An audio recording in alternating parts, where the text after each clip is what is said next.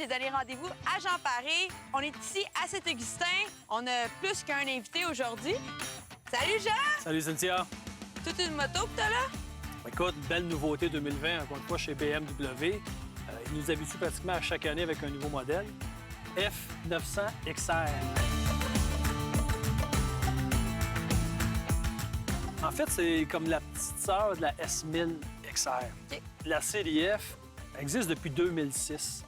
Et on dirait que BMW ont de la difficulté à l'installer, cette série-là. C'est comme un entre-deux.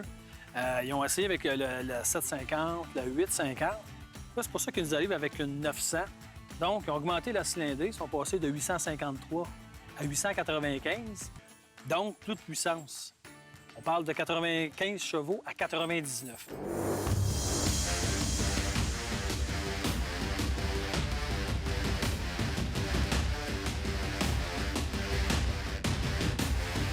Tu as deux modes de conduite sur cette moto-là.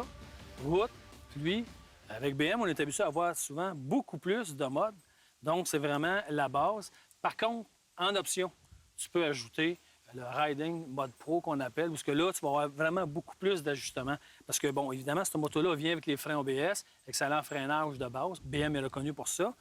Et aussi, tu as un anti-dérapage. C'est pas un réel contrôle de traction. Si tu veux le réel contrôle de traction, il est aussi en option sur cette machine-là. OK. Bien, ça fait le travail, là. Tu sais, ça va te tenir. En fait, cette moto-là, c'est une routière. Mais, bon, légèrement aventurière. Puis là, tu le vois au niveau du style.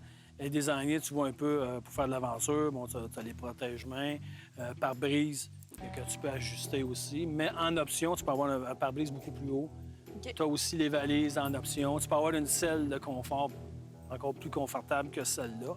Par contre, ce que ça fait, c'est que cette moto-là, elle est haute. Parce que, par exemple, pour toi, tu as beaucoup de difficultés à mettre les pieds en terre. Même moi qui est grand, là, je te dirais que ça ne convient pas à tous les gabarits. J'ai remarqué, en la regardant, je me suis dit, c'est peut-être un peu haut pour moi. Alors, c'est clair que tu as beaucoup de difficultés à toucher à terre. Mais par contre, la façon que cette moto-là est bâtie, elle peut facilement convenir aux nouveaux motocyclistes. OK. Parce que, justement, c'est que, oui, bon, c'est un 895 cc, mais tu le sens pas comme une grosse moto comme ça. Tu as l'impression, au contraire, que c'est une beaucoup plus petite cylindrée. Tu sais, c'est comme, tu sais, la puissance est vraiment linéaire. Il n'y a aucune agressivité dans ce moteur-là. Tu sais, à la limite, tu roules, puis ça peut comme être un... Tu sais, ton feeling de conduite, il est ordinaire. Tu sais, mettons que t'as pas de grandes sensations, je te dirais. T'as pas le power à bas régime, là. Non, il n'y a pas, tu sais, c'est tranquille, mais ça fait le travail, là.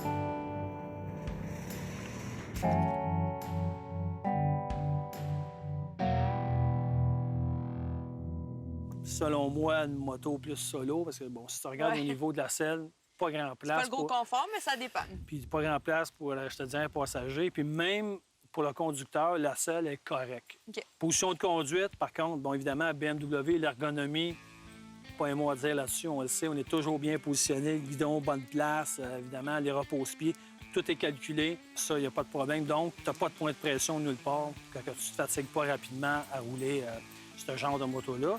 Contrairement à les séries d'avant, je pense que là, ils ont réussi à faire quelque chose qui se rapproche vraiment là, de cette catégorie 900-là. C'est, comme je te dis, tout est là. C'est sûr qu'on dit que c'est la petite sœur de la S1000, mais ça se compare pas. Là.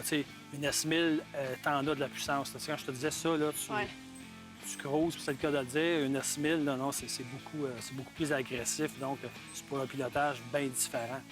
Puis aussi, bien, le prix est en fonction du fait, bon, c'est sûr que tu as beaucoup plus de plastique aussi. Tu as quand même toujours, côté électronique, bon, on parle de BM, ton écran, TFT, 6 pouces et demi, couleur, tu as tout ce qu'il faut là, facile à gérer au niveau des menus. Donc, tous les contrôles, portée de main, ça, c'est le fun. L'important, par exemple, ce que j'aime, puis tu l'as là-dessus, c'est aussitôt que tu as penché sur l'œuvre, le clignotant, ça enlève automatiquement, parce que là, à ressortir le pouce tout le temps pour l'enlever, ça, c'est moins plaisant. Mais ce genre de moto-là, c'est là. Parce que pour les gens à la maison, ça m'arrive souvent de l'oublier. Là, j'ai des gens qui me fait signe. T'es obligé de faire souvent. Attends, puis on voit dans ses miroirs. Moi, le premier, là, je l'oublie souvent. Puis aussi en option, mettre le keyless, qu'on appelle, tu as le sans-clé que tu peux avoir, mais c'est en option aussi, ça, cette moto-là. Je pense qu'ils ont atteint comme le but. Les suspensions sont bonnes. Là, ça, Tout est vraiment correct. C'est une moto honnête, en fait. OK. Quand tu regardes le prix puis ce que tu as, rapport qualité-prix, il est là.